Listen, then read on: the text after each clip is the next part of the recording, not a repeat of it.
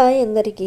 ఈ వీడియో చూస్తున్న మీలో పెనుగంచిప్రోలు తిరుపతమ్మ తల్లి దేవాలయానికి ఎంతమంది వెళ్ళారో కామెంట్స్ తెలియజేయండి.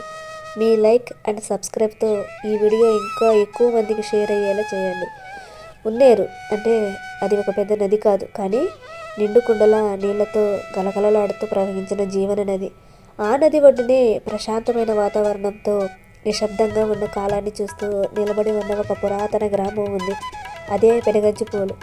ఈ ఊరు చాలా పురాతనమైందని ఇక్కడ ప్రజలు ఇప్పటికీ గాఢంగా నమ్ముతారు. ఎక్కడ నీళ్ళ తవ్విన పాతకాలపు శిల్పాలు, కాలం దాచిపెట్టిన చరిత్ర ఆనవాళ్ళు బయటపడతాయని ఇక్కడ వృద్ధులు చెప్తుంటారు. ఇది కేవలం ఒక గ్రామం కాదు, దేవాలయాలకు నిలయం, కళలకు ఊపిరి, శిల్పాలకు జన్మస్థలం.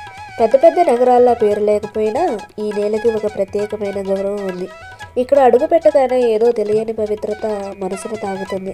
ఇలాంటి పవిత్రమైన భూమిలోని ఒక సాధారణ మహిళ జీవితం ఒక కథగా మొదలై కాలక్రమేణా లక్షల మంది భక్తుల విశ్వాసంగా మారింది. ఆమె ఎవరో కాదు, ప్రజలను కష్టాల నుంచి కాపాడుతూ సుఖ సంతోషాలతో దీవిస్తూ ఇప్పటికీ కొలువై ఉన్న తిరుపతమ్మ తల్లి. చరిత్ర చెబుతున్న కథనాల ప్రకారం, ప్రజల నమ్మకాల ప్రకారం 17వ శతాబ్దం చివరిలో తిరుపతమ్మ తల్లి జన్మించినట్లు చెప్తారు. ఆమె తల్లిదండ్రులకు ఎన్నో ఏళ్లుగా సంతానం లేకుండా ఉండడంతో తిరుమల వెంకటేశ్వరుని హృదయపూర్వకంగా ప్రార్థించారట. స్వామి, మాకొక బిడ్డను ప్రసాదించు అని భక్తితో మొక్కుకున్నారట. ఆ భక్తికి ఫలితంగా తిరుమల వెంకటేశ్వరుని అనుగ్రహంతో ఆమె జన్మించిందన్న విశ్వాసం ఉంది.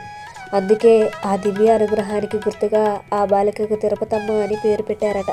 అప్పటి నుంచి ఆమె జీవితం ఒక సాధారణ కథగా కాదు, ఒక దైవిక విశ్వాసంగా మారింది.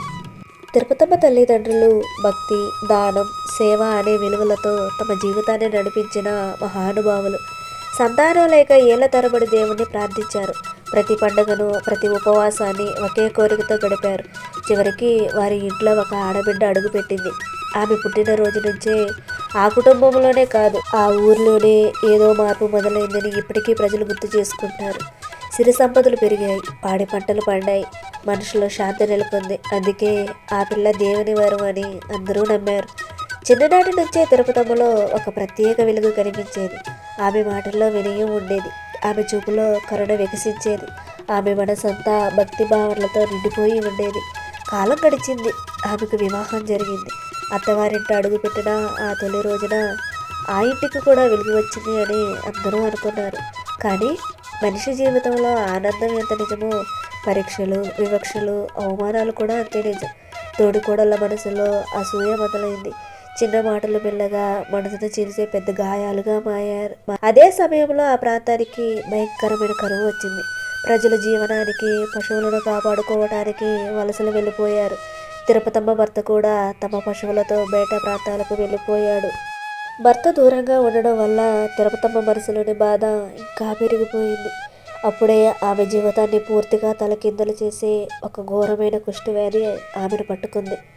ఆమెను ఇంటి లోపల ఉంచలేదు, మనిషిలా కూడా చూడలేదు. పశువుల శాలలో వదిలేశారు. అయినా ఆమె నోటి నుంచి ఒక్క ఫిర్యాదు కూడా రాలేదు. పుట్టింటికి ఒక్క కబురు కూడా పంపలేదు. ఆమె బాధను ఆమె ఒంటరిగా మోసింది. ఆ సమయంలో ఆమెకు అండగా నిలిచింది ఒకే ఒక్క మనిషి, ఆమె పేరే పాపమ్మ. ఈ కష్టకాలంలోనే తిరుపతమ్మ భర్తకు ఆమె పడుతున్న బాధల గురించి చెడు సంకేతాలు కళల రూపంలో కనిపించాయి. మనసు కుదుటపడలేదు. వెంటనే ఆమెను చూడడానికి తిరిగి వచ్చాడు. ఆమె పరిస్థితిని చూసి అతని కళ్ళలో నీళ్లు ఆగలేదు, మాట కూడా రాలేదు. మనసు మౌనమైంది. ఆ రోజు తన మనసులో పశ్చాత్తాపం మొదలైంది. కానీ కాలం అప్పటికే తిరుపతమ్మను మరో దారిలో నడిపిస్తుంది. కాలం మరోసారి తిరుపతమ్మ జీవితంపై కఠినంగా విరుచుకుపడింది. విధి అక్కడితో ఆగలేదు. ఒకరోజు అడవిలో పులి వచ్చి తమ ఆవును ఎత్తుకెళ్ళింది అన్న వార్త గ్రామంలో వ్యాపించింది. ఆ వార్త విన్న వెంటనే తిరుపతమ్మ భర్త, ఇక నిన్ను ఒంటరిగా వదిలిపెట్టను, పశువులను ఇంటికి తోలుకు వచ్చి నీతోనే ఉంటాను అని చెప్పి తిరుగు ప్రయాణం ప్రారంభించాడు. కానీ చుట్టూ ఉన్నవారి మాటలు విన్న అతను ఆ పులిని చంపాలి అని గొడ్డలిని చేతపట్టి అడవిలోకి వెళ్ళాడు.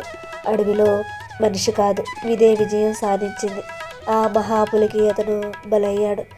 ఆ సంఘటన తిరుపతమ్మ జీవితాన్ని పూర్తిగా తలకిందలు చేసింది. భర్త మరణం. ఆ వార్త విన్న క్షణమే తిరుపతమ్మ ఈ లోకంలోని బంధాలన్నిటినీ విడిచిపెట్టి తీర్మానం తీసుకుంది. గ్రామ పెద్దలకు కబురు పంపించింది. తన చివరి కోరికలను అందరికీ తెలిపింది. తనను అవమానించిన అత్తగారు, తోటికోడళ్ళు, మరికొంత బంధువులు అందరూ తమ తప్పును గుర్తించి ఆమె ముందు శరణు కోరారు. కానీ తిరుపతమ్మ మనసులో కోపం లేదు, ప్రతీకారం కూడా లేదు, కేవలం త్యాగం మాత్రమే ఉంది. ఆ రోజు సాయంత్రం వేళ భక్తుల నినాదాలతో ఆ ప్రాంతం మారుమోగింది. అమ్మా అమ్మా అనే ఆ శబ్దాల మధ్యలోనే తిరుపతమ్మ మండే యోగాగ్నిలో నిశ్శబ్దంగా ప్రవేశించింది. ఆ క్షణం ఒక స్త్రీ జీవితం ముగిసింది, కానీ ఒక శక్తి జన్మించింది.